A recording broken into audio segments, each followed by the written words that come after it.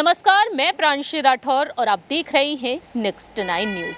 UP की सियासत इस वक्त देश के केंद्र में चर्चा का विषय बनी हुई है, जहां एक तरफ उत्तर प्रदेश में मैनपुरी लोकसभा सीट के साथ साथ रामपुर और खतौली इन तीनों ही सीटों पर उपचुनाव हुए हैं। वहीं आगामी नगर निकाय चुनाव के चलते अब सियासत तेज हो चुकी है। साल 2024 में जो लोकसभा चुनाव होने वाले हैं, उन चुनावों को ध्यान में रखते हुए नगर निकाय चुनाव की तैयारियों में सभी दल जुटे हुए हैं, एक दूसरे पर हमला साधते हुए नजर आ रहे हैं और दूसरी ही तरफ हर वोट बैंक पर बखूबी ध्यान भी देते हुए दिखाई दे रहे हैं। इसी बीच देखा जाए तो पसमानदा मुस्लिमों पर नजरें टिकी हुई हैं बहुजन समाज पार्टी की सुप्रीमो मायावती की। मायावती ने मैनपुरी, रामपुर और खतौली इन तीनों ही सीटों पर अपने प्रत्याशियों को आगे तक नहीं किया था, लेकिन नगर निकाय चुनाव के लिए मायावती ने पूरी तरह से कमर कस ली है। मेयर पद की दावेदारी को लेकर उन्होंने नाम आगे कर दिए हैं। साथ ही साथ देखा जाए तो उन्होंने यहां पर और भी अहम फैसले लिए हैं। कई नेताओं को उन्होंने कई बड़ी बड़ी जिम्मेदारियां सौंप दी हैं और टिकट बांटना भी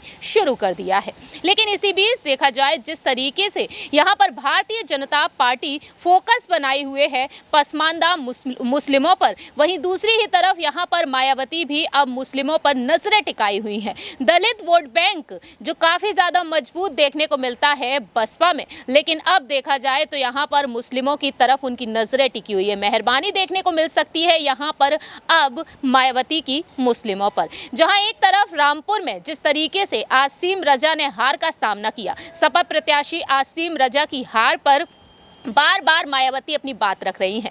उन्होंने साफ तौर पर कहा कि मैनपुरी और रामपुर में जिस तरह से यहां पर जीत हासिल की है सपा और बीजेपी ने, उन्होंने साफ तौर पर कहा कि दोनों ही पार्टियों की मिलीभगत है। आजम खान के लिए वह अपनी बात रखती हुई नजर आई है कि जानबूझकर यहां पर आजम खान के प्रति कोई साजिश रची गई है। लेकिन इसी बीच देखा जाए तो पसमानदा मुस्लिमों के लिए मायावती ने अहम फैसला लेना शुरू कर दिया है। आपको बता दें कि मुस्लिमों पर भाजपा के ध्यान केंद्रित करने से परेशान हुई हैं और नए सिरे से अपने साथ जोड़ने की तैयारी कर रही हैं। बसपा सुप्रीमो मायावती ने सभी कोऑर्डिनेटर्स को इसका लक्ष्य दे दिया है। वह खुद भी समीक्षा करेंगी कि किस कोऑर्डिनेटर को लक्ष्य पर कितना काम करना है। सपा और बसपा तो मुस्लिम वोटों पर दांव लगाती है, पर इस बार बीजेपी भी यहां पर मुस्लिम वोटों को, खास करके पसमानदा मुस्लिमों को जोड़ना शुरू कर चुकी है। बसपाई खेमे में हलचल मची हुई है। मायावती ने बीजेपी पर निशाना भी साधा था सोशल मीडिया पर ट्वीट करते हुए। सभी दल निकाय चुनाव की तैयारियां कर रहे हैं